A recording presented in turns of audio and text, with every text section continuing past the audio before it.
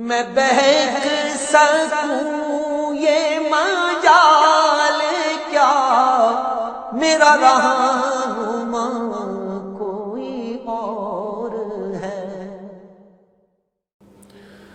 نحمدہ و نصلی علی رسولہ النبی الکریم الامین، اما بعد فاعوذ باللہ من الشیطان الرجیم، بسم اللہ الرحمن الرحیم۔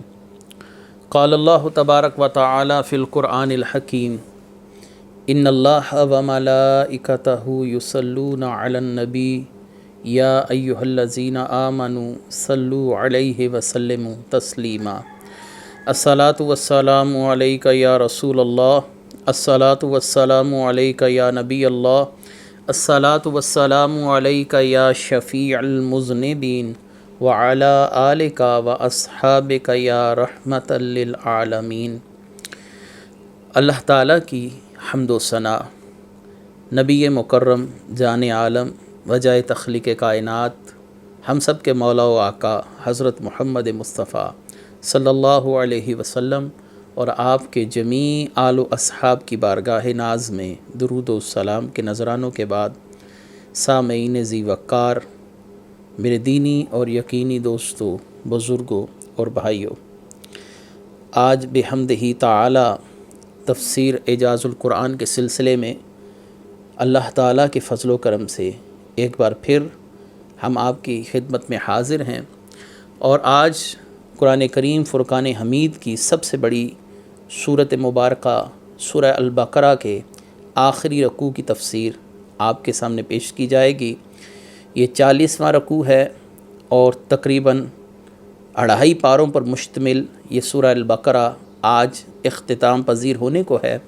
اللہ تعالیٰ سے دعا ہے کہ جو کہا، جو اس کی تفسیر بیان کی، آپ لوگوں نے سماعت فرمائی، اللہ تعالیٰ ہم سب کو حق کی پیروی کرنے کی توفیق عطا فرمائے، ہماری غلطیاں، لغزشیں، کوتاہیاں معاف فرمائے۔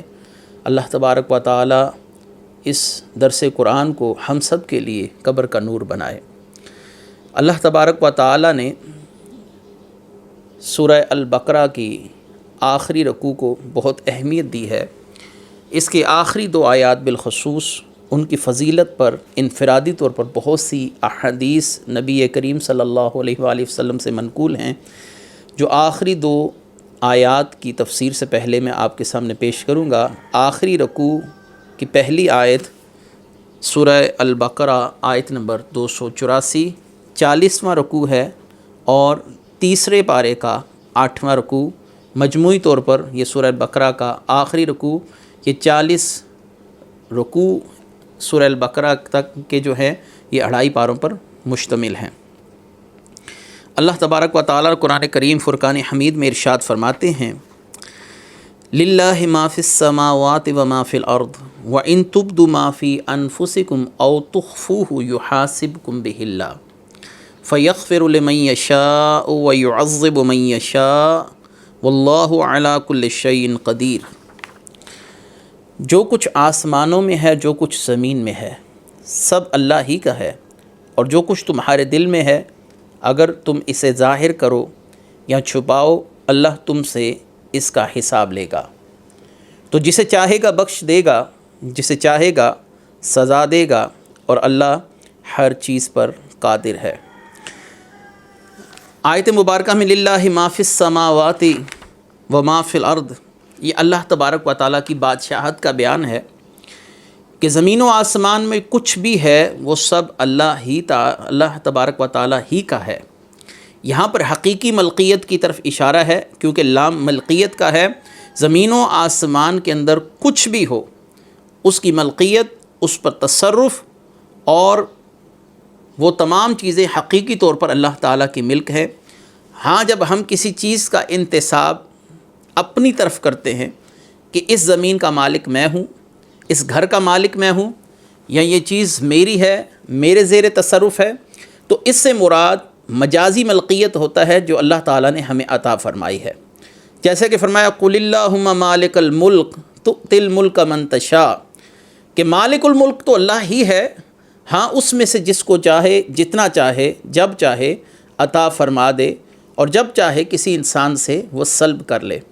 اللہ تبارک و تعالیٰ کی ملکیت حقیقی ہے، اور ہم سب لوگوں کی جو ملکیت ہے یا کسی چیز کا انتساب جب ہماری طرف ہوتا ہے تو اس سے مراد ملکیت مجازی ہوتا ہے جو اللہ کی عطا سے ہے۔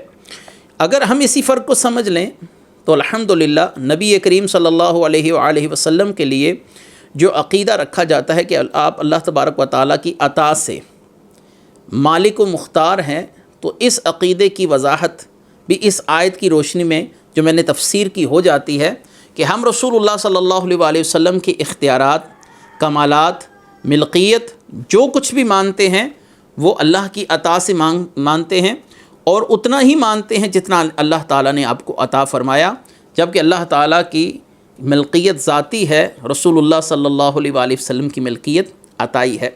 قرآن کریم میں اس کی مثالیں دی جا سکتی ہیں۔ بہت سی جگہوں پر اللہ تعالیٰ نے فرمایا اموالکم، تمہارے مال، تو مال تو اللہ ہی کا ہے، لیکن یہاں پر جو نسبت کی گئی کہ تمہارے مال، تمہاری جانیں، انفسکم اموالکم، تمہاری جانیں، تمہارے مال۔ اب ہماری جان اور ہمارا مال بھی تو اللہ کی ملک ہے، لیکن یہاں پر جو نسبت ہماری طرف کی گئی اس سے مراد وہی ملکیت مجازی ہے، اور وہی انتساب جس کا میں آپ سے پہلے عرض کر چکا کہ اللہ تعالیٰ نے جتنا ہمیں اختیار دیا، جتنی ہمیں قدرت دی، اللہ کے چاہنے سے یہ جو کم کی ضمیر ہماری طرف لوٹتی ہے کہ تمہارا مال، تمہاری جانیں، تو اس سے ثابت ہوا کہ مجازی طور پر بھی کسی کی نسبت سے یہ کہا جا سکتا ہے کہ وہ مالک ہے یا وہ اس معاملے میں قادر ہے، لیکن اللہ کی عطا سے۔ آگے ارشاد فرمایا وَإِن تُبْدُوا مَا فِي أَنفُسِكُمْ أَوْ تُخْفُوهُ يُحَاسِبْكُم بِهِ اللَّهُ۔ اللہ تعالیٰ ارشاد فرماتے ہیں کہ جو کچھ تمہارے دل میں ہے اگر تم اسے ظاہر کرو یا چھپاؤ تو اللہ تم سے اس کا حساب لے گا۔ یہ جب آیت مبارکہ آئی تو صحابہ کرام میں ایک پریشانی کی لہر دوڑ گئی کہ اگر دلی ارادوں پر بھی اللہ تعالیٰ ہم سے حساب لے گا تو پھر کوئی شخص بھی نہیں بچ سکتا، کیونکہ دل میں انسان کے مختلف قسم کے اوہام، وسوسے، خیالات، عزم، حاجز، اس طرح کی چیزیں آتی رہتی ہیں۔ اب اگر دل کے اندر جو خیال آ گیا اس پر پکڑ ہو گئی تو پھر ہمارا کیا بنے گا؟ اور بعض علماء کرام نے اس آیت کو لا یکلف اللہ نفسا الا وسعہا اس آیت سے منسوخ مانا ہے، کیونکہ یہ انسان کے اپنے بس میں نہیں کہ وہ اپنے دل میں آنے والے وسوسوں کو روک سکے۔ تو اللہ تعالیٰ نے فرمایا کہ ہم کسی کو اس کی طاقت سے زیادہ بوجھ کا متحمل نہیں کرتے، وہ بوجھ نہیں اٹھائے گا۔ جب ایک انسان اپنی طاقت سے زیادہ بوجھ نہیں اٹھا سکتا تو پھر اس سے اس بات کا سوال کیسے کیا جا سکتا ہے کہ جو وسوسے غیر ارادی طور پر اور غیر اختیاری طور پر اس کے دل کے اندر آ جاتے ہیں۔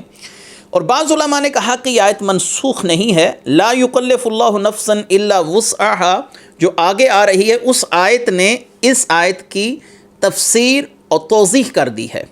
میں اس مسئلے کو آپ کے سامنے محققین کی تصریحات کی روشنی میں واضح کرتا ہوں کہ ایک چیز ہے کہ انسان کے دل میں بلا اختیار اور بلا کسی ارادے کے ایک وسوسہ داخل ہو جائے، اور یہ وسوسہ غیر ارادی اور غیر اختیاری وسوسہ ہے، اسے ہم حاجز کہتے ہیں۔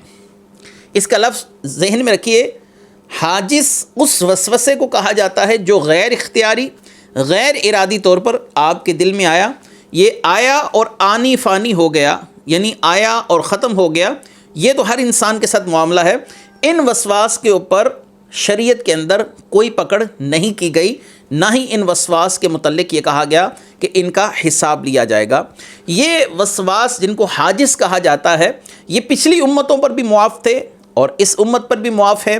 اس کے بعد دوسرے نمبر پر ایسا وسوسہ کہ جو ہمارے دل میں آئے اور ہمارے دل میں آئے اور ہمارے دل پر آتے ساتھ ہی ہم اس وسوسے سے لذت اور خوشی محسوس کریں، اس کو ہم حاجز نہیں کہتے، ہم کہتے ہیں۔ یہ ہا اور میم ہم اس کو کہا جاتا ہے۔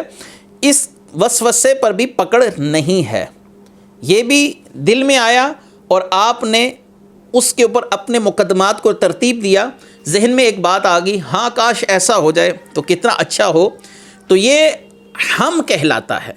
اس پر بھی شریعت کے اندر پکڑ نہیں ہے۔ ہاں اگر اسے ساتھ ہی کر گزرنے کا پختہ ارادہ ہو جائے، انسان اپنا ارادہ مصمم کر لے کہ بھئی یہ کام کر کے آرام لوں گا اور محرکات پیدا کرے، تو اس کو عزم کہتے ہیں۔ جو عزم ہے اس پر پکڑ ہے۔ دلی ارادوں پر پکڑ ہوتی ہے، اور ان ارادوں پر پکڑ ہوتی ہے جو انسان کے اپنے اختیار سے اس کے دل کے ساتھ ایسے لپٹ جائیں، ایسے چپک جائیں کہ انسان ان پر مصمم ارادہ کر لے اور انسان ان میں اپنی کسبی طور پر کوئی نہ کوئی محرکات کرنے کی کوشش کرے۔ اب یہ دیکھیں دل کے ارادوں پر پکڑ ہے، اس کا سب سے بڑی مثال یہ ہے کہ تکبر ایک دل کا ارادہ ہے لیکن گناہ کبیرہ ہے۔ ظاہر سی بات ہے تکبر دل کے اندر پیدا ہوتا ہے، تو تکبر پر بھی پکڑ ہے، اپنے آپ کو کسی سے اچھا سمجھنا، اچھا جاننا، شماتت، دل کے اندر کسی کے نقصان پر خوشی محسوس کرنا، یہ بھی گناہ کبیرہ ہے شریعت کے اندر۔ یہ بھی حالانکہ دل کا ایک ارادہ ہے، دل کا عمل ہے، تکبر ہے، شماتت ہے، اور سب سے بڑھ کر حسد۔ حسد بھی تو دل کا ارادہ ہے کہ آپ کے دل میں حسد پیدا ہوا، حسد بھی گناہ کبیرہ ہے۔ آپ صلی اللہ علیہ وآلہ وسلم نے ارشاد فرمایا کہ حسد نیکیوں کو ایسے جلا دیتا ہے جیسے کہ خشک لکڑیوں کو آگ جلا کر خاک کر دیتی ہے، حسد بھی ایسے ہی جلا دیتا ہے۔ جب یہ آیت مبارکہ اتری کہ اللہ تعالیٰ تمہارے دل کے ارادوں پر بھی تم سے حساب لے گا، وَإِن تُبْدُوا مَا فِي أَنفُسِكُمْ أَوْ تُخْفُوهُ يُحَاسِبْكُم بِهِ اللَّهُ، تو مسند امام احمد بن حنبل کی حدیث ہے کہ صحابہ کرام کو کافی پریشانی لاحق ہوئی۔ وہ سوچنے لگے یا رسول اللہ صلی اللہ علیہ وآلہ وسلم، وہ کہنے لگے یا رسول اللہ صلی اللہ علیہ وآلہ وسلم، ہم اس بات کے کس طرح متحمل ہو سکتے ہیں کہ اپنے دلوں میں ارادے آنے سے روک دیں؟ اللہ تعالیٰ تو ارادوں پر بھی ہماری پکڑ فرما رہا ہے۔ تو آپ صلی اللہ علیہ وآلہ وسلم نے ارشاد فرمایا کہ تم بنی اسرائیل کی طرح نہ کرو کہ انہوں نے کہا سمعنا وعصینا، ہم نے سنا مگر نہیں مانا۔ تم یوں کہو سمعنا واطعنا غفرانک ربنا والیک المصیر، اے ہمارے رب ہم نے تیرا حکم سنا اور تسلیم کیا، تیری مغفرت چاہتے ہیں اور تیری ہی طرف ہمیں لوٹنا ہے۔ جب صحابہ نے ایسا کہا تو ان کی زبانیں عادی ہو گئیں اس کلمے کی، سمعنا واطعنا غفرانک ربنا والیک المصیر۔ تو پھر اللہ تعالیٰ نے اگلی آیت اتاری، آمن الرسول بما انزل الیہ من ربہ والمؤمنون، اس سے جو اگلی آیت ہے، بس جب یہ حکم پورا ہو گیا تو اللہ تعالیٰ نے اس حکم کی وضاحت فرما دی۔ یہاں پر منسوخیت کا لفظ استعمال کیا گیا، یہاں پر منسوخیت بائیں معنی یہ ہے کہ پچھلی آیت وَإِن تُبْدُوا مَا فِي أَنفُسِكُمْ أَوْ تُخْفُوهُ کی وضاحت کر دی گئی، کیونکہ منسوخیت یہ بھی ہوتی ہے کہ ایک آیت سے دوسری آیت کا حکم ختم کر دیا جاتا ہے، جیسے کہ اللہ تبارک و تعالیٰ نے پہلے فرمایا مَا نَنسَخْ مِنْ آیَاتٍ أَوْ نُنْسِهَا نَأْتِ بِخَيْرٍ مِنْهَا۔ اب یہاں منسوخیت فقہا اور علماء اور مفسرین کے ہاں ایک اس نوعیت کی بھی ہوتی ہے کہ ایک آیت دوسری آیت کے مفہوم کو، ظاہری مفہوم کو بدل کر رکھ دے یا اس کی وضاحت کر دے، جو ظاہری مفہوم ہماری عقلیں اس کو سمجھ رہی ہیں اس مفہوم سے اس کو پھیر دیا جائے دوسرے مفہوم کی طرف، تو اس پر بھی نسخ کا اطلاق کیا جاتا ہے، جیسا کہ علامہ جلال الدین سیوطی نے الاتقان کے اندر اس کی گفتگو فرمائی۔ تو کچھ ارادوں پر، کچھ دل کے میں آنے والے وسواس پر پکڑ نہیں ہے جو غیر ارادی ہیں، غیر اختیاری ہیں، جو دل کے ساتھ چپک جائیں، جن میں انسان کا عزم مصمم ہو اور جن میں انسان کا اپنا عمل داخل ہو، تو ایسے ارادوں پر اس سے پکڑ کی جائے گی۔ میں اس پر ایک اور حدیث مبارکہ بھی جو عزم کے متعلق ہے پیش کر دوں۔ ابھی آپ کے سامنے جب یہ حدیث مبارکہ پیش کروں گا، اس سے انشاءاللہ العزیز اس مسئلے کی وضاحت مزید ہو جائے گی کہ نبی کریم صلی اللہ علیہ وآلہ وسلم کے پیارے صحابی یار غار سیدنا ابو بکر صدیق رضی اللہ تعالیٰ عنہ فرماتے ہیں، میں نے سنا کہ رسول اللہ صلی اللہ علیہ وآلہ وسلم نے ارشاد فرمایا، جب دو مسلمان تلواریں لے کر ایک دوسرے پر حملہ آور ہوتے ہیں تو قاتل اور مقتول دونوں جہنمی ہیں۔ قاتل اور مقتول دونوں جہنمی۔ اب ذہنوں میں سوال ہے، قاتل کی وجہ تو سمجھ آتی ہے کہ اس نے مقتول کو قتل کر دیا، وہ اس عمل کی وجہ سے جہنمی ہے کہ اس نے ایک مسلمان بھائی پر تلوار اٹھائی اور اس کا خون بہایا اور اس کے خون بہانے کی وجہ سے جہنمی ہے۔ اب جو دوسرا شخص ہے جو مقتول ہے، صحابہ نے پوچھا وہ جہنمی کیوں ہے، اس کے جہنمی ہونے کی وجہ کیا ہے؟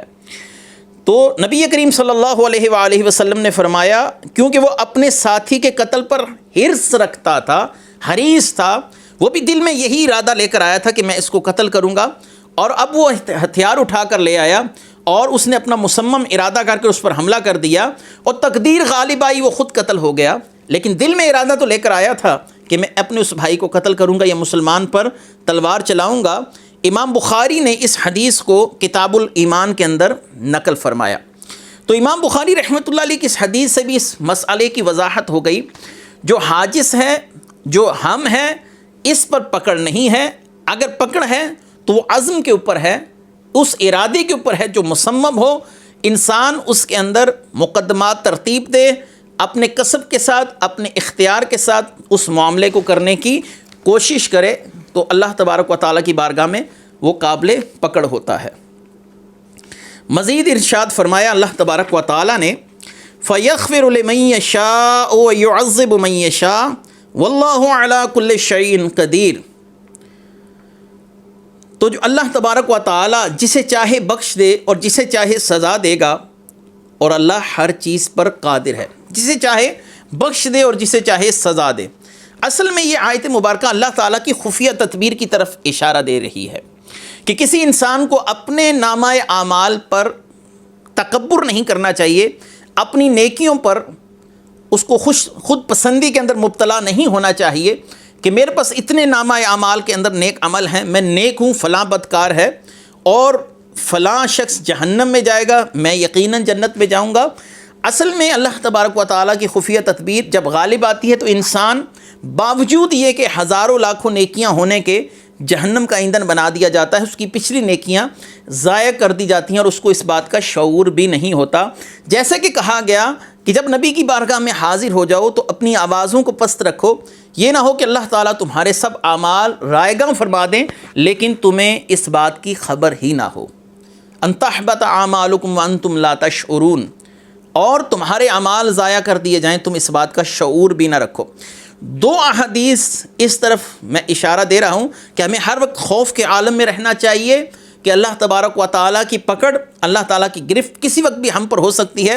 وہ جس کو چاہے معاف کر دے، جس پر چاہے اپنے فضل والا معاملہ کرے، اور جس پر چاہے اپنی گرفت فرما لے۔ شیطان کو دیکھیے کہ ساری زندگی نیک اعمال کرتا رہا، لیکن ایک حکم نہ ماننے کی وجہ سے راندہ درگاہ ہوا اور اللہ تعالیٰ نے اس کو لعنتی قرار دیا۔ نبی کریم صلی اللہ علیہ وآلہ وسلم نے ارشاد فرمایا کہ ایک صالحہ عورت تھی، اور یہ صالحہ عورت کو اللہ تعالیٰ نے مرنے کے بعد جہنم میں ڈال دیا، کیونکہ اس نے اپنے گھر میں ایک بلی پال رکھی تھی، جو بلی کو یہ عورت بھوکا رکھتی تھی، اس کو قید میں رکھتی تھی۔ اللہ تعالیٰ نے فاحشہ بدکارہ عورت کو اس لیے جنت دے دی۔ یہ دوسری عورت کا واقعہ ہے کہ اس نے ایک پیاسے کتے کے بچے کو پانی پلایا تو اللہ تعالیٰ نے اس کے صدقے اس کو جنت عطا فرما دی۔ اور وہاں پر ایک صالحہ عورت ہے، اس نے بلی کو قید رکھا حتیٰ کہ بھوکا مار دیا۔ یہ دونوں احادیث بخاری شریف کے اندر موجود ہیں۔ وہاں پر عمل دیکھیے کہ ساری زندگی کے اعمال صالحہ ایک طرف اور بلی کے بچے کو بھوکا رکھنا ایک طرف، اللہ تعالیٰ نے اس کی وجہ سے اس کو اٹھا کر جہنم میں جھونک دیا۔ اور ایک بدکارہ عورت ساری زندگی بدکاری میں مبتلا رہی، برے عمل کرتی رہی، لیکن ایک کتے کے بچے کو پانی پلانے کی وجہ سے اللہ کا فضل غالب آیا، اللہ کی رحمت اس کے شامل حال ہوئی اور اللہ تعالیٰ نے اس کو جنت میں بھیج دیا۔ ایک اور حدیث مبارکہ حضرت ابو ہریرہ رضی اللہ تعالیٰ عنہ فرماتے ہیں، یہ حدیث سنن ابو داؤد کتاب الادب میں موجود ہے کہ نبی کریم صلی اللہ علیہ وآلہ وسلم نے ارشاد فرمایا، یہ حضرت ابو ہریرہ سے حدیث مروی ہے کہ بنی اسرائیل میں دو آدمی باہم بھائی بنے ہوئے تھے، اور ان دونوں کے درمیان اخوت کا رشتہ تھا۔ ان دونوں نے آپس میں ایک دوسرے کے ساتھ اتنا کامل طریقے سے تعلق جوڑ رکھا تھا جیسے بھائیوں میں رشتہ ہوتا ہے۔ ایک حسب معمول اپنے گناہوں میں غرق رہتا تھا، اور ایک شخص دن رات نیکیوں میں اور اپنے اعمال صالحہ میں مصروف و مشغول رہتا تھا۔ تو جو نیک اعمال کرنے والا تھا، ایک دن اس نے اپنے اس بدکار دوست سے کہا کہ تو باز آ جا، تیرے معاملات بہت ہی ناپسندیدہ ہیں اور تو ناپسندیدہ امور کے اندر سارا دن مشغول رہتا ہے، اللہ تعالیٰ تجھے اٹھا کر جہنم میں پھینکے گا، اور ساتھ کہا واللہ لا یغفر اللہ لک، اللہ کی قسم اللہ تجھے معاف نہیں کرے گا۔ اس نے یہ کلمات کہے اس صالح شخص نے اس بدکار شخص کے لیے کہ اللہ تعالیٰ تجھے معاف نہیں کرے گا۔ جب ان دونوں لوگوں کی روحیں قبض کر لی گئیں، ان کی موت کا وقت آیا، وہ دونوں اللہ کی بارگاہ میں حاضر کیے گئے۔ اللہ نے عابد سے کہا کیا تم میری قدرت پر غالب ہو؟ اس نے کہا نہیں باری تعالیٰ، میں تیری قدرت پر غالب نہیں۔ پھر اللہ نے اس گنہگار سے فرمایا جاؤ میری رحمت کے ساتھ جنت میں داخل ہو جاؤ، اور دوسرے کے لیے فرمایا فرشتوں اسے اٹھا کر جہنم میں پھینک دو۔ کہ اس نے اتنے یقین کے ساتھ کیسے یہ حکم لگا دیا کہ یہ شخص جہنم میں جائے گا؟ یہ تو اللہ کی خفیہ تدبیر ہے، وہ جسے چاہے معاف فرما دے، جسے چاہے اس کو جنت میں بھیج دے، جس کے ساتھ چاہے سختی والا معاملہ فرمائے، اس کی زندگی کے تمام اعمال کو رائگاں فرما دے۔ ارشاد فرمایا آمن الرسول بما انزل الیہ من ربہ والمؤمنون کل آمن باللہ وملائکتہ وکتبہ ورسلہ لا نفرق بین احد من رسلہ وقالوا سمعنا واطعنا غفرانک ربنا والیک المصیر۔ یہ سورہ البقرہ کی آیت نمبر 285 ہے، اور اس کے بعد 286، یہ آخری دو آیات ہیں سورہ البقرہ کی۔ احادیث میں ان دو آیات کی بہت زیادہ فضیلت بیان کی گئی۔ نبی کریم صلی اللہ علیہ وآلہ وسلم نے ارشاد فرمایا کہ سورہ بقرہ کی آخری آیات مجھے عرش کے نیچے خزانے میں سے دی گئی ہیں، مجھ سے قبل یہ کسی نبی کو عطا نہیں کی گئیں، جیسا کہ امام احمد بن حنبل نے اپنی مسند میں، امام نسائی نے اپنی سنن میں، امام طبرانی نے اپنی المعجم میں، اور بہقی نے شعب الایمان کے اندر اس حدیث کو روایت کیا۔ دوسری حدیث مبارکہ، جب نبی کریم صلی اللہ علیہ وآلہ وسلم کو معراج کروائی گئی تو آپ سدرۃ المنتہا تک پہنچے، وہاں آپ کو 3 چیزیں عطا فرمائی گئیں۔ آپ کو 5 نمازیں بطور تحفہ عطا فرمائی گئیں۔ سورہ بقرہ کی آخری آیات سے آپ صلی اللہ علیہ وسلم کو نوازا گیا، اور جو شخص شرک نہ کرتا ہو آپ کی امت میں اللہ تعالیٰ اس کی بخشش فرما دے گا۔ یہ 3 تحفے رسول اللہ صلی اللہ علیہ وسلم کو دیے گئے۔ یہی سورہ البقرہ کی آخری 2 آیات جو میں آپ کے سامنے پڑھنے جا رہا ہوں، ان کی تفسیر بیان کروں گا، اور 5 نمازیں، اور اس کے علاوہ جو شخص شرک نہ کرتا ہو اس کی مغفرت کا معاملہ کر دیا جائے گا۔ یہ صحیح مسلم کی حدیث مبارکہ ہے۔ اب ان 2 آیات کو پڑھنے کا ثواب بھی سن لیجئے۔ حضرت عبداللہ بن مسعود رضی اللہ تعالی عنہ نے ارشاد فرمایا کہ رسول اللہ صلی اللہ علیہ وآلہ وسلم نے ارشاد فرمایا کہ جس نے سورہ بقرہ کی آخری 2 آیات کی رات میں تلاوت کی تو وہ اس کے لیے کافی ہو جائیں گی، یعنی شیطان کے حملوں سے محفوظ رہے گا اور اللہ تعالیٰ کی حفاظت میں رہے گا۔ اس کو امام بخاری نے اپنی صحیح کے اندر روایت کیا، یعنی صحیح بخاری کی حدیث ہے۔ دوسری حدیث مبارکہ، سیدنا نعمان بن بشیر رضی اللہ تعالیٰ عنہ ارشاد فرماتے ہیں کہ رسول اللہ صلی اللہ علیہ وآلہ وسلم نے ارشاد فرمایا بے شک اللہ نے زمین و آسمان کی تخلیق سے 2000 سال قبل ایک تحریر لکھی، پھر اس میں سے 2 آیات اتاری جن پر سورہ بقرہ ختم ہوتی ہے، اور جس گھر میں یہ آیات 3 رات تک پڑھی جائیں وہاں کوئی شیطان قریب نہیں آ سکتا، وہاں پر شیطانی قوتیں دم توڑ دیتی ہیں۔ جو لوگ جادو سے، ٹونے سے یا شیاطین جنات کے اثرات سے متاثر ہوں ان کے لیے یہ آیات بہت زیادہ مجرب ہے، جیسا کہ میں آپ کے سامنے احادیث پڑھتا جا رہا ہوں۔ نبی کریم صلی اللہ علیہ وآلہ وسلم کی ایک اور حدیث مبارکہ کہ اللہ تعالیٰ نے ان آیات کو جنت کے خزانوں میں سے اتارا ہے۔ خدائے رحمان نے انہیں تخلیق خلق سے 2000 برس قبل اپنے دست قدرت سے لکھا۔ جو آدمی انہیں عشاء کی نماز کے بعد پڑھ لے تو یہ اسے رات بھر قیام کی جگہ کافی ہو جاتی ہیں۔ گویا اس نے رات بھر جو نوافل پڑھے وہ نوافل پڑھنا ایک طرف ہے، سورہ البقرہ کی آخری 2 آیات جو ابھی میں آپ کے سامنے تفسیر کے لیے پیش کرنے جا رہا ہوں یہ ایک طرف ہیں، آمن الرسول سے لے کر آخر تک۔ اللہ تبارک و تعالیٰ ارشاد فرماتے ہیں آمن الرسول بما انزل الیہ من ربہ والمؤمنون کل آمن باللہ وملائکتہ وکتبہ ورسلہ لا نفرق بین احد من رسلہ وقالوا سمعنا واطعنا غفرانک ربنا والیک المصیر۔ رسول اس پر ایمان لایا جو اس کے رب کی طرف سے اس کی طرف نازل کیا گیا، اور مسلمان بھی سب اللہ پر، اس کے فرشتوں پر، اس کی کتابوں پر، اس کے رسولوں پر یہ کہتے ہوئے ایمان لائے کہ ہم اس کے کسی رسول پر ایمان لانے میں فرق نہیں کرتے۔ اور انہوں نے عرض کیا، اے ہمارے رب، ہم نے سنا اور مانا، ہم پر تیری معافی ہو اور تیری ہی طرف پھرنا ہے۔ کل آمن باللہ و آمن الرسول بما انزل الیہ من ربہ، رسول ایمان لایا اس پر جو ان پر نازل کیا گیا۔ رسول کا ایمان الگ ذکر کیا گیا اور امت کا ایمان الگ ذکر کیا گیا۔ اس کا مطلب یہ ہے کہ نبی کریم صلی اللہ علیہ وآلہ وسلم کے ایمان میں اور امت کے ایمان میں زمین آسمان کا فرق ہے۔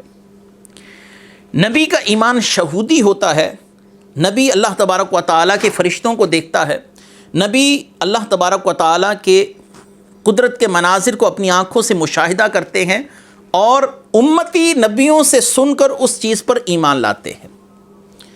اس کی مثال ایسے ہی ہے کہ نبی کریم صلی اللہ علیہ وآلہ وسلم آپ جبریل کو اترتے دیکھتے تھے، لیکن آپ کے کہنے پر صحابہ کرام رسول اللہ صلی اللہ علیہ وسلم کی بات کی تصدیق فرماتے تھے۔ اللہ نے فرمایا انک میت و انہم میتون، آپ نے بھی دنیا سے پردہ فرمانا ہے اور ان لوگوں نے بھی فرمانا ہے۔ تو ان دونوں کیفیات کے اندر فرق ہے، اس لیے تو اللہ تعالیٰ نے اپنے محبوب کا ذکر الگ کیا اور دوسرے لوگوں کا ذکر الگ کیا۔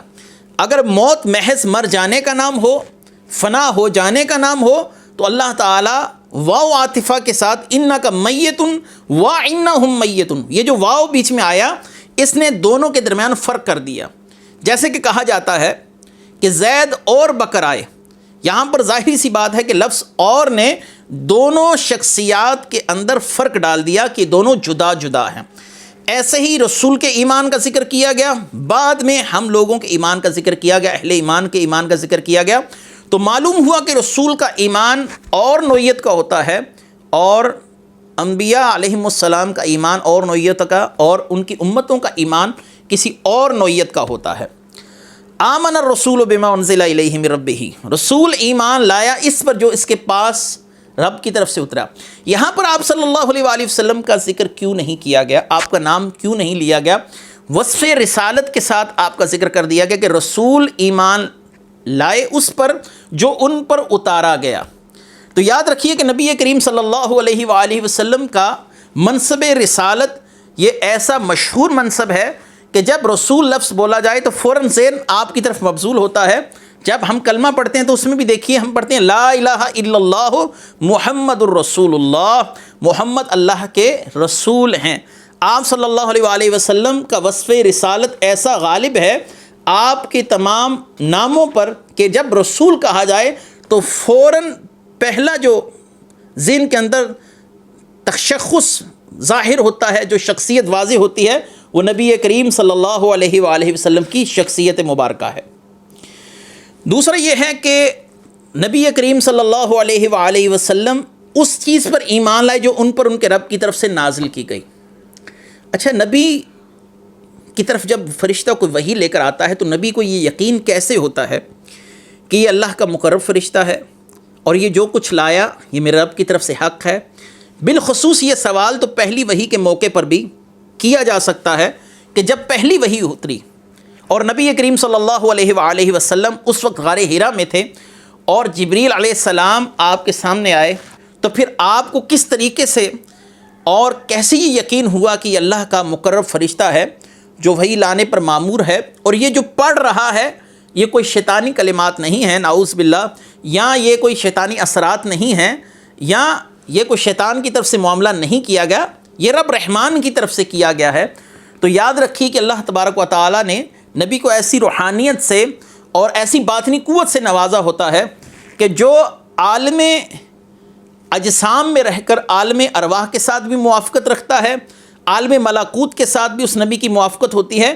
علامہ آلوسی نے بہت خوبصورت بات کہی کہ نبی کے سامنے فرشتے کا آنا اور نبی کا اس کو پہچان لینا یہ تو بہت ہی معمولی سی بات ہے۔ جب اللہ کا حکم کو لے کر فرشتہ اللہ تبارک و تعالیٰ کی طرف سے حکم لے کر زمین کی طرف اترتا ہے تو نبی کو اس کے آنے کی خبر پہلے ہی ہو جاتی ہے۔ جیسا کہ میں نے عرض کیا کہ آمن الرسول بما انزل الیہ من ربہ، رسول ایمان لایا اس پر جو اس کے رب کی طرف سے اس پر اتارا گیا۔ تو رسول اللہ صلی اللہ علیہ وآلہ وسلم کا ایمان شہودی ہے، حضوری ہے۔ آپ صلی اللہ علیہ وآلہ وسلم نے رب تعالیٰ کا دیدار بھی کیا، جنت اور جہنم کا معائنہ بھی کیا، اور آپ صلی اللہ علیہ وآلہ وسلم کو اپنی نبوت کا علم بھی حضوری ہے کہ آپ خود جانتے ہیں کہ میں اللہ کا نبی ہوں۔ اور ہمارا ایمان یؤمنون بالغیب کی قبیل سے ہے کہ ہم نے رسول اللہ صلی اللہ علیہ وسلم کو سنا کہ آپ نے فرمایا کہ اللہ ایک ہے، جنت بھی ہے، جہنم بھی ہے، قبر کے معاملات بھی ہیں۔ آپ صلی اللہ علیہ وسلم قبروں کے اندر ہونے والا عذاب بھی اپنی آنکھوں سے دیکھ لیا کرتے تھے۔ آپ صلی اللہ علیہ وآلہ وسلم نے پھر خبریں بھی دیں کہ اس قبر میں اس وجہ سے عذاب ہو رہا ہے، اس قبر میں اس وجہ سے عذاب ہو رہا ہے، اور صحابہ نے اس عذاب کو اگرچہ اپنی آنکھوں سے نہیں دیکھا لیکن رسول اللہ صلی اللہ علیہ وآلہ وسلم کی بات سن کر اس پر ایمان لایا۔ تو رسول اللہ صلی اللہ علیہ وآلہ وسلم کا ایمان یہ شہودی اور حضوری ہے، اور ہمارا ایمان یؤمنون بالغیب کی قبیل سے ہے کہ ہم غیب پر ایمان لاتے ہیں، جو رسول سے ہم نے سنا اس پر ایمان لایا۔ اگر اس پر میں احادیث پیش کرنا شروع کروں کہ صحابہ اکرام کو رسول اللہ صلی اللہ علیہ وآلہ وسلم کی خبروں پر کس حد تک یقین تھا، تو انسان ورطہ حیرت میں پڑ جاتا ہے کہ صحابہ اکرام نے اپنے تجربات اور مشاہدات کو پس پشت پھینکا اور رسول اللہ صلی اللہ علیہ وسلم کی بات پر کیسے یقین کیا۔ میں دو مثالیں اس مقام پر ضرور دے کر چلوں گا کہ جب سیدنا علی کرم اللہ وجہ الکریم مقام ینبوہ، یہ ینبوہ مدینہ شریف سے تقریباً 125 میل دور ایک مقام ہے جہاں پر آپ تشریف لے کر گئے، تو وہاں پر آپ کی طبیعت کچھ ناساز ہوئی، بخار ہو گیا۔ سیدنا ابو فضالہ انصاری رضی اللہ تعالیٰ عنہ، یہ نبی کریم صلی اللہ علیہ وسلم کے بڑے ہی پیارے صحابی ہیں، جلیل القدر صحابہ میں ان کا شمار ہوتا ہے۔ یہ حضرت علی رضی اللہ تعالیٰ عنہ کی خدمت میں پیش ہوئے اور فرمایا، اے علی، اگر آپ کا وصال اس مقام پر ہو گیا جو آپ کی صورتحال ہے، آپ کو بخار ہے، آپ کی طبیعت ناساز ہے، اور بظاہر لگتا ہے کہ آپ کا وقت نزا ہے، آپ کا آخری وقت ہے، یہ مقام ینبوہ مدینہ سے دور ہے، تو پھر یقیناً آپ کے جنازے میں فقط چند دیہاتیوں کے علاوہ کوئی اور شخص موجود نہ ہوگا۔ قربان جائیں حضرت علی رضی اللہ تعالیٰ عنہ کے اس ایمان پر۔ آپ نے فرمایا، میں قطعاً مقام ینبوہ میں نہیں مرنے والا، مجھے رسول اللہ صلی اللہ علیہ وآلہ وسلم نے اس مقام کا بھی تعین اور تقرر فرما دیا، اور میرے موت کا سبب بھی مجھے بتلا دیا کہ ایک شخص جو تیرے سر پر تلوار کے ساتھ ضرب لگائے گا اور خون سے تیری داڑھی آلود ہو جائے گی، اور تیرے مرنے کا مقام فلاں فلاں جگہ ہوگا، تو میں اس پر یقین کامل رکھتا ہوں، میں اس مقام پر نہیں مرنے والا۔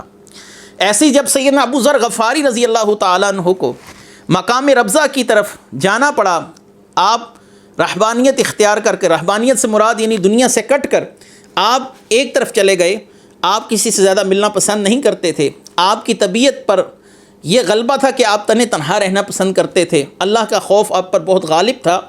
تو آپ کے جب وصال کا وقت آیا تو وہ ایک دیہاتی علاقہ تھا، ریگستانی علاقہ تھا۔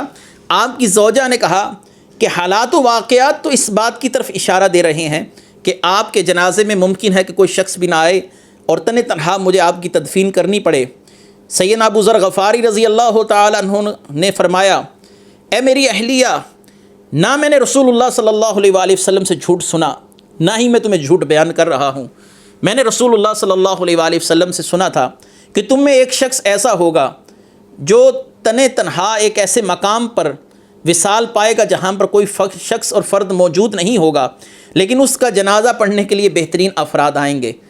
جن لوگوں سے رسول اللہ صلی اللہ علیہ وسلم مخاطب تھے ان تمام لوگوں کا انتقال ہو گیا، اور میں وہ واحد شخص ہوں جو تنہا ایک ریگستانی علاقے میں موجود ہوں۔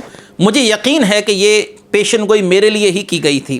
جب آپ کا وصال ہوا، پھر آپ کا جنازہ آ کر صحابہ اکرام نے پڑھایا جو حج کے لیے جا رہے تھے، ان کا قافلہ کچھ دیر کے لیے رکا۔ آپ کی زوجہ نے ان کی بارگاہ میں التماس کی کہ صحابی رسول ابو ذر غفاری کا جنازہ پڑھا جائے۔ بعض روایات میں حضرت عبداللہ بن مسعود رضی اللہ تعالیٰ عنہ بھی اس گروہ میں شامل تھے۔ وہ رو پڑے اور کہنے لگے، رسول اللہ صلی اللہ علیہ وسلم نے سچ فرمایا تھا کہ ابو ذر چلتا بھی تنہا ہے اور مرے گا بھی تنہا، اور قیامت کے دن بھی تنہا ہی اٹھایا جائے گا۔ ایسے بہت سے واقعات ہیں جن کی طرف اگر ہم اپنا رخ کریں تو پھر یقیناً ہمارا درس طوالت کا شکار ہوگا۔ میں دوبارہ لوٹتا ہوں اس تفسیر کی طرف۔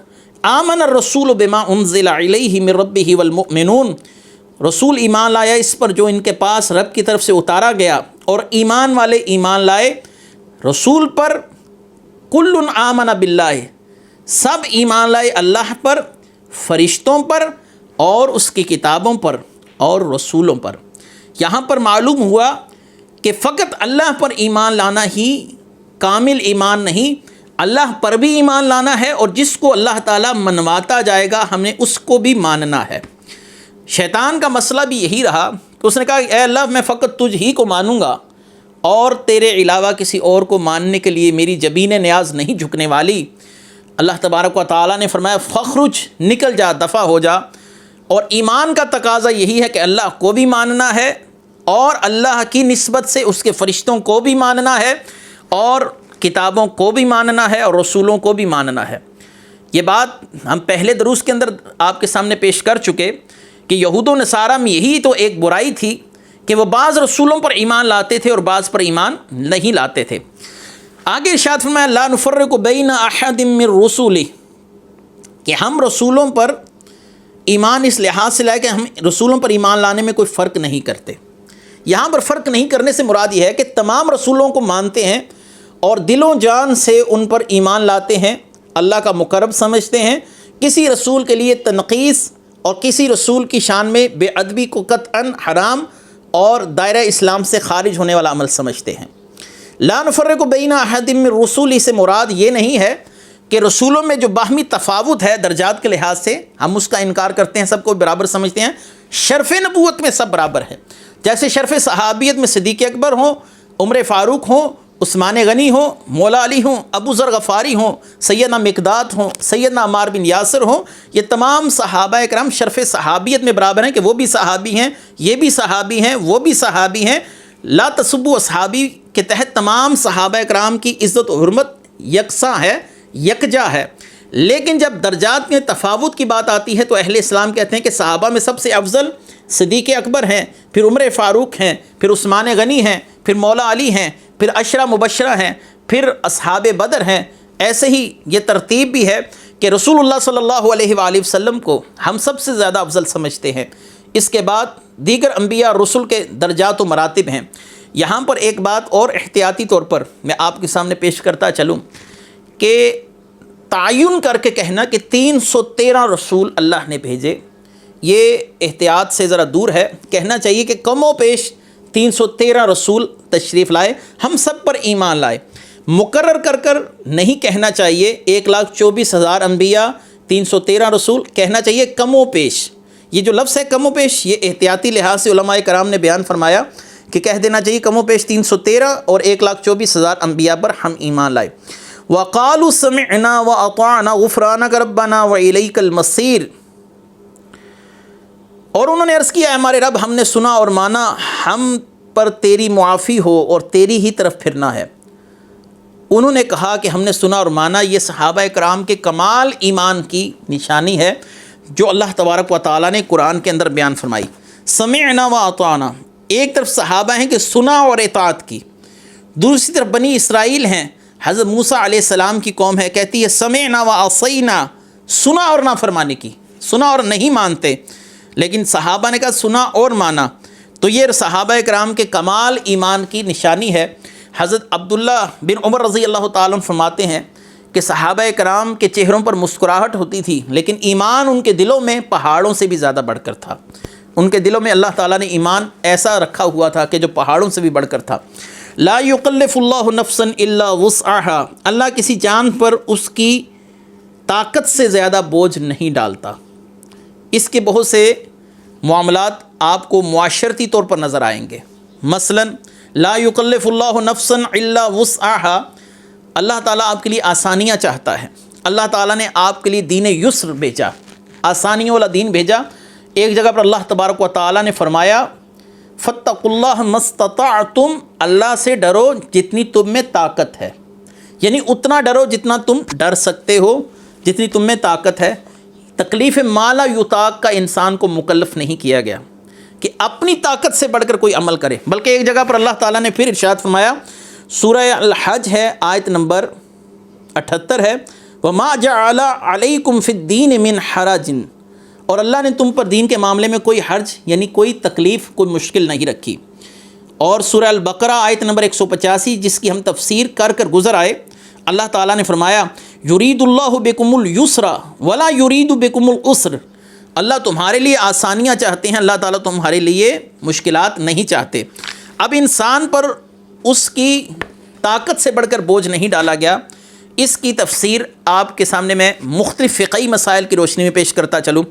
مثلا ناسمجھ بچے اور مجنون شخص سے نماز وغیرہ اور دیگر احکام شریعہ کو اٹھا لیا گیا کیونکہ وہ اس کے مکلف ہی نہیں رہتے. جو پاگل ہے، جو بے ہوش ہو گیا، جو مجنون ہو گیا، اس شخص سے شرعی احکام اٹھ گئے. آپ صلی اللہ علیہ وآلہ وسلم نے فرمایا کہ میری امت سے اس بات سے قلم اٹھا لیا گیا جس پر وہ مجبور کیے جائیں یا جو بھول چوک سے ان سے ہو جائے.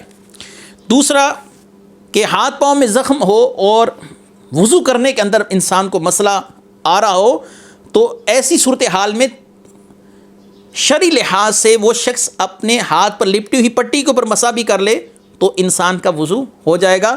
دیکھیں تکلیف میں نہیں ڈالا گیا، انسان کے لیے آسانی کر دی گئی. تیسرا، اگر شدید سردی کی وجہ سے غسل جنابت کرنا ہلاکت کا باعث ہو، انسان کی جان کا خطرہ ہو تو تیمم سے بھی کام چل سکتا ہے. شریعت نے یہاں پر بھی آپ کے لیے آسانی رکھی، تکلیف ما لا یطاق میں آپ کو مبتلا نہیں کیا گیا. شدید بھوک اور تیز پیشاب جیسی حاجات درپیش ہوں تو انہیں پورا کیے بغیر نماز پڑھنے کی ممانعت کر دی گئی. کسی کو ریح کی تکلیف ہو یا پیشاب کے قطرات آنا متوقع ہوں، یعنی پیشاب بہت زیادہ شدت کے ساتھ آیا ہو، ایسی صورتحال کے اندر شخص پر نماز پڑھنے کا حکم بھی نہیں ہے، بلکہ نماز پڑھنے کو مکروہ تحریمی کہا گیا ہے.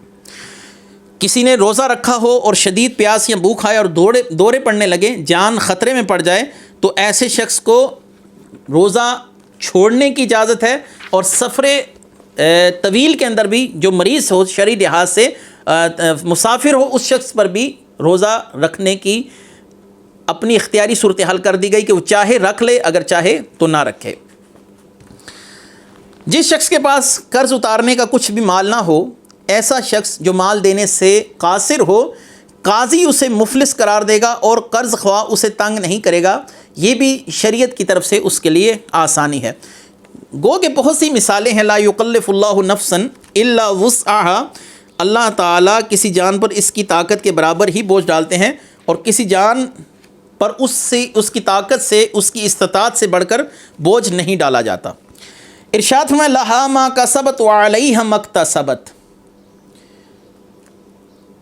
اور جو کچھ کسی جان نے اچھا کمایا وہ اسی کے لیے ہے، اور جو کسی جان نے برا کمایا اس کا وبال اسی پر ہے. اس آیت مبارکہ کی روشنی میں جو اچھا کمایا وہ انسان کے لیے اپنا اچھا عمل ہے، جو برا کیا وہ انسان کے لیے اس کا برا عمل ہے.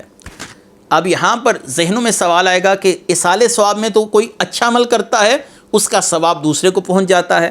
یہاں پر کہا گیا جو اچھا عمل کیا گیا وہ اس کے اپنے لیے ہے، جو برا عمل کیا گیا اس کا اپنے لیے ہے، یعنی اچھا عمل بھی اپنے لیے اور برا عمل بھی اپنے لیے. تو اب اس ایصال ثواب کی صورتحال کے ساتھ اس کی کیا موافقت ہے؟ یاد رہے کہ پہلی صورتحال تو یہ ہے کہ اس آیت کو بہت سے مفسرین نے منسوخ مانا ہے کہ یہ آیت ایصال ثواب کی آیات کے ساتھ منسوخ ہے. سورہ طور کی آیت کے ساتھ یہ منسوخ ہو چکی ہے جو ایصال ثواب کے لیے پیش کی جاتی ہے. ایک تو یہ ہے. ایک تعویل اس کی بعض مفسرین نے یہ کی کہ یہ آیت منسوخ نہیں ہے، یہ بھی اپنی جگہ پر برحق ہے کہ انسان نے جو گناہ کیا اس کا وبال اسی پر ہے، اور جو نیکی کی اس نیکی کی جزا بھی اسی کے لیے ہے. ہاں یہ اللہ تعالیٰ کا عدل کا نظام ہے، یہ اللہ تعالیٰ کا عدل ہے کہ جو نیکی کرے اس کو نیکی کی اتنی ہی جزا دے جتنی اس نے نیکی کی، جو برائی کی اس کو برائی کی اتنی ہی سزا دے جتنی اس نے برائی کی. اب یہ اللہ کا نظام عدل ہے، اور ایک اللہ کا نظام فضل ہے کہ ایک شخص ایک نیکی کرے. عدل تو یہ ہے کہ ایک کے بدلے ایک دیا جائے، لیکن اللہ کا فضل یہ ہے کہ ایک نیکی کرے اس کو 10 اجر دے دیے جائے. اللہ تعالیٰ نے ایک نیکی پر اس کو 10 جو اجر دیے، اللہ کا فضل ہے. مثلا رسول اللہ صلی اللہ علیہ وسلم نے فرمایا من صلی علیہ واحدۃ صلی اللہ علیہ عشرہ، جو مجھ پر ایک بار درود پڑھے تو اللہ تعالیٰ اس پر 10 رحمتیں نازل فرماتا ہے، 10 گناہ معاف فرماتا ہے۔ یہ جو درود شریف پر 10 کا اجر مرتب ہے، یہ اللہ کا فضل ہے۔ تو ایصال ثواب کا تعلق اللہ کے فضل کے ساتھ ہے، اس آیت کا تعلق اللہ کے عدل کے ساتھ ہے۔ مثلا میں آپ کے سامنے ایک اور آیت پڑھ دیتا ہوں کہ فرشتے وَيَسْتَغْفِرُونَ لِمَنْ فِي الْأَرْضِ، فرشتے استغفار کرتے رہتے ہیں زمین والوں کے لیے۔ اگر فرشتوں کے اس نیک عمل کا فائدہ زمین والوں کو نہ پہنچے تو پھر فرشتے یہ عمل کیوں کرتے ہیں؟ فرشتے تو کوئی بھی عمل اللہ تعالیٰ کے حکم کے بغیر نہیں کرتے۔ یفعلون ما یؤمرون۔ یہاں اللہ تبارک و تعالیٰ نے سورہ الحشر کے اندر ارشاد فرمایا کہ اہل ایمان کہتے ہیں ربنا اغفر لنا ولاخواننا الذین سبقونا بالایمان، یا اللہ ہم سے پہلے ایمان والوں کو بخش دے جو ہم سے پہلے گئے۔ تو اگر کسی کی دعا سے، کسی کے عمل سے دوسرے کو فائدہ نہیں پہنچتا تو اللہ تعالیٰ نے مقام ستائش اور اس چیز کو قابل تحسین کیوں فرمایا کہ ایمان والے وہ ہیں جو اپنے سے پہلوں کے لیے دعا کرتے ہیں۔ نبی کریم صلی اللہ علیہ وآلہ وسلم کے دور میں سیدنا سعد کی والدہ جب وصال پا گئیں تو آپ نے حضرت سعد رضی اللہ تعالیٰ عنہ نے رسول اللہ صلی اللہ علیہ وآلہ وسلم کی طرف سے، یعنی آپ کی اجازت سے، ایک کنواں کھودا اور اس کنویں کو کھدوا کر آپ صلی اللہ علیہ وسلم کو دعوت دی گئی۔ آپ تشریف لے کر گئے، آپ نے فرمایا ھذہ لأم سعد، یہ ام سعد کے لیے، یعنی اس کا ثواب ام سعد کو پہنچے گا۔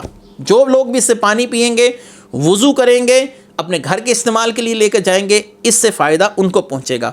لہٰذا اگر اس صورت میں دیکھا جائے لہا ما کسبت وعلیہا ما اکتسبت، یہ قانون عدل ہے، اور میں نے قانون فضل آپ کے سامنے بیان کیا کہ ایصال ثواب کا تعلق قانون فضل کے ساتھ ہے۔ یہ عدل ہے کہ سورج اپنی گردش نہیں بدلتا، چاند اپنے محور میں، سورج اپنے محور میں گردش میں رواں دواں ہے۔ یہ اللہ کا عدل ہے، اور اللہ کا فضل یہ ہے کہ اس نے اپنے محبوب اولیاء کے لیے سورج کی گردش کو بدل دیا تھا۔ اصحاب کہف کے لیے سورج نہ اپنے مقام سے نکل رہا تھا، نہ اپنے مقام پر غروب ہو رہا تھا۔ یہ کس لیے تھا؟ یہ فقط اللہ کا فضل تھا اپنے اولیاء کرام پر۔ یہ اللہ کا فضل اور عدل کا جو نظام ہے، یہ دونوں کی مثالیں قرآن کریم کے اندر موجود ہیں، یہ ایک دوسرے کے خلاف نہیں ہے۔ یہ اللہ تعالیٰ کا نظام عدل ہے کہ اللہ تبارک و تعالیٰ مرد اور عورت کے نطفے سے کسی جان کو دنیا کے اندر لے کر آئے، کسی بچے کی ولادت کا سلسلہ ہو، اور یہ اللہ کا فضل ہے کہ کسی کو چاہے تو بغیر باپ کے پیدا فرما لے۔ یہ اللہ تبارک و تعالیٰ ہی کا معاملہ ہے کہ وہ پتھر کے اندر سے اونٹنی کو پیدا کر دے، یہ اللہ تعالیٰ کی قدرت کاملہ سے بعید نہیں ہے۔ ربنا لا تؤاخذنا ان نسینا واخطأنا ربنا ولا تحمل علینا اصرا کما حملتہ علی الذین من قبلنا۔ اے ہمارے رب اگر ہم بھولیں یا خطا کریں تو ہماری گرفت نہ فرما۔ اے ہمارے رب اور ہم پر بھاری بوجھ نہ رکھ جیسا کہ تو نے ہم سے پہلے لوگوں پر رکھا تھا۔ اے ہمارے رب اور ہم پر وہ بوجھ نہ ڈال جس کی ہم طاقت نہیں رکھتے، ہمیں معاف فرما۔ اللہ تعالیٰ سے دعا کی جا رہی یا باری تعالیٰ ہماری گرفت نہ فرما اور ہم پر ایسا بھاری بوجھ نہ رکھ کہ جیسا تو نے پہلے لوگوں پر رکھا تھا۔ پہلے لوگوں سے مراد یہود و نصارہ بھی ہو سکتے ہیں، کیونکہ ان شریعتوں کے اندر احکام انتہائی سخت تھے۔ نبی کریم صلی اللہ علیہ وآلہ وسلم ایک دفعہ گھر تشریف لائے، سیدہ عائشہ فرماتی ہے کہ میرے پاس ایک یہودی عورت آئی اور کہنے لگی قبر کا عذاب پیشاب کی چھینٹوں سے نہ بچنے کی وجہ سے ہوتا ہے۔ میں نے کہا کہ تم جھوٹ کہتی ہو، ہاں ہم تو اس کی وجہ سے جسم اور کپڑے بھی کاٹ دیتے تھے۔ یہ یہودیوں کی جو پہلی نسلیں تھیں، اگر پیشاب کے کپڑے جو قطرے ہیں، وہ قطرات یا پیشاب کی چھینٹیں ان کے جسم پر پڑتے تھے یا ان کے کپڑوں پر پڑتے تھے تو وہ اس حصے کو کینچی کے ساتھ کاٹ دیا کرتے تھے، تکلیف میں مبتلا ہو جاتے تھے۔ جب رسول اللہ صلی اللہ علیہ وآلہ وسلم نے یہ معاملہ دیکھا تو آپ نے فرمایا اے عائشہ یہ شور کیسا ہے؟ تو میں نے سارا ماجرا سنا دیا، یا رسول اللہ صلی اللہ علیہ وسلم یہ یہودی عورت کہتی ہے کہ جب پیشاب کے چھینٹے ہمارے کپڑوں پر یا ہمارے بدن پر پڑتے تھے تو ہم وہ حصہ کاٹ دیا کرتے تھے۔ آپ صلی اللہ علیہ وسلم نے فرمایا یہ یہودی عورت سچ کہتی ہے، یعنی اس قوم پر بہت سخت قسم کے احکامات تھے، جیسا کہ امام نسائی نے اس حدیث کو سنن نسائی کے اندر نقل کیا۔ نبی کریم صلی اللہ علیہ وسلم کی دوسری حدیث نسائی شریف سے ہی ہے، کتاب الطہارت کے اندر موجود ہے کہ بنی اسرائیل کے جسم کو جب پیشاب لگ جاتا تھا تو وہ اسے کینچی سے کاٹ دیتے تھے۔ تفسیر مظہری کے اندر قاضی ثناء اللہ پانی پتی رحمۃ اللہ علیہ نے لکھا کہ بنی اسرائیل پر سارے مال کا چوتھائی حصہ زکوٰۃ فرض کی گئی اور 50 نمازیں لازم کی گئیں۔ دیکھیے کہ اللہ کا ہم پر کتنا کرم ہے کہ ہمیں صرف 5 نمازیں دی گئیں، اور ہماری بدعمالیاں دیکھیے کہ 5 نمازیں بھی تسلسل کے ساتھ نہیں پڑھتے۔ دوسرا یہ کہ پہلی امتوں پر بدعمالیوں کی وجہ سے طرح طرح کے عذاب آئے، ان کے چہرے بگاڑ کر انہیں بندر و خنزیر بنا دیا گیا، قوموں کو زمین میں دھنسا دیا گیا، بعضوں پر پتھروں کی بارش کی گئی۔ اور تیسرا عذاب یہ بھی دیکھا جا سکتا ہے کہ بنی اسرائیل جب گناہ کرتے تو انہیں توبہ کی مہلت نہ دی جاتی، انہیں رسوا کر دیا جاتا۔ بچھڑے کی پوجا پر انہیں توبہ کا موقع نہیں دیا گیا، اور ایک دوسرے کو قتل کیے بغیر اس معاملے کی کوئی سبیل نہیں تھی۔ اللہ تعالیٰ نے حکم دیا کہ ایک دوسرے کو قتل کرو، یہاں تک کہ 70,000 یہودیوں کے ہاتھوں ہی قتل ہوئے۔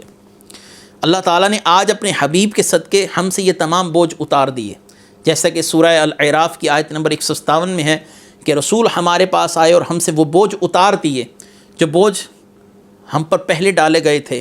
امت مسلمہ رسول اللہ صلی اللہ علیہ وسلم کی برکت سے ان تمام بوجھوں سے بری قرار دے دی گئی، جیسا کہ میں نے آپ کے سامنے بتایا کہ آج ہمارے چہرے نہیں بگڑ رہے، آج ہم مسخ نہیں کیے جا رہے، زمینوں میں نہیں دھسائے جا رہے۔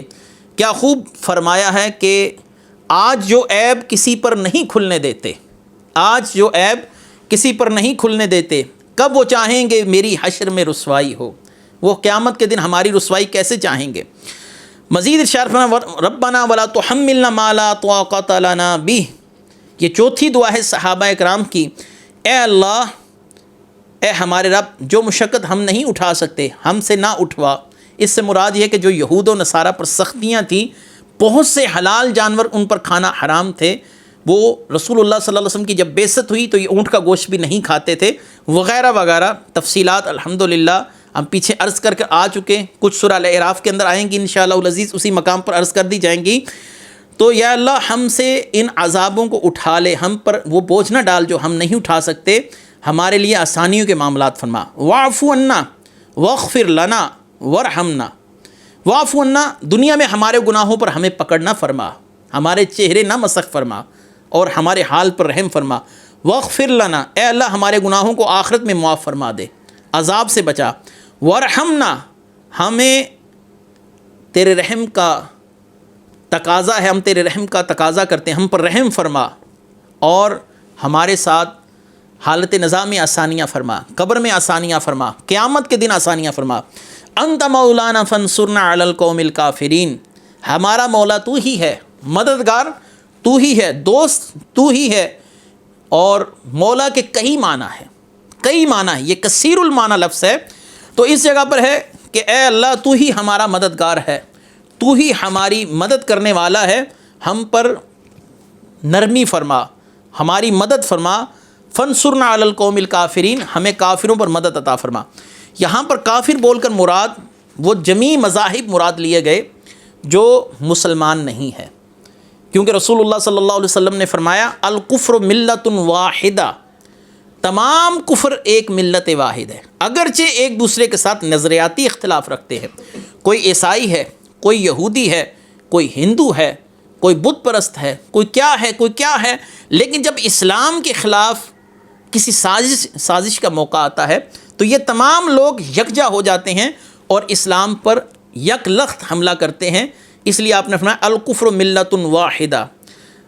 آج الحمدللہ ہم نے سورہ البقرہ کی تفسیر ختم کی، اس میں عقائد، عبادات، معاملات، اخلاق، حقوق اللہ، حقوق العباد اور بہت سے اہم امور پر بھی گفتگو کی گئی۔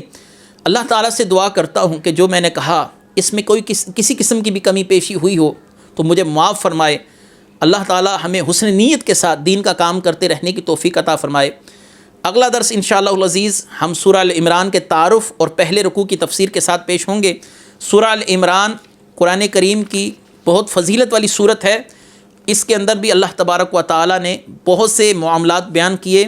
اس صورت میں بنیادی طور پر عیسائیوں کو فوکس کیا گیا ہے، اس کے 20 رکوع ہیں۔ اللہ تبارک و تعالیٰ سے دعا ہے کہ ہمیں قرآن کریم کی تفسیر مکمل کرنے کی توفیق مرحمت فرمائے۔ وآخر دعوانا ان الحمد للہ رب العالمین۔ میں بہک سکوں یہ مجال کیا میرا رہا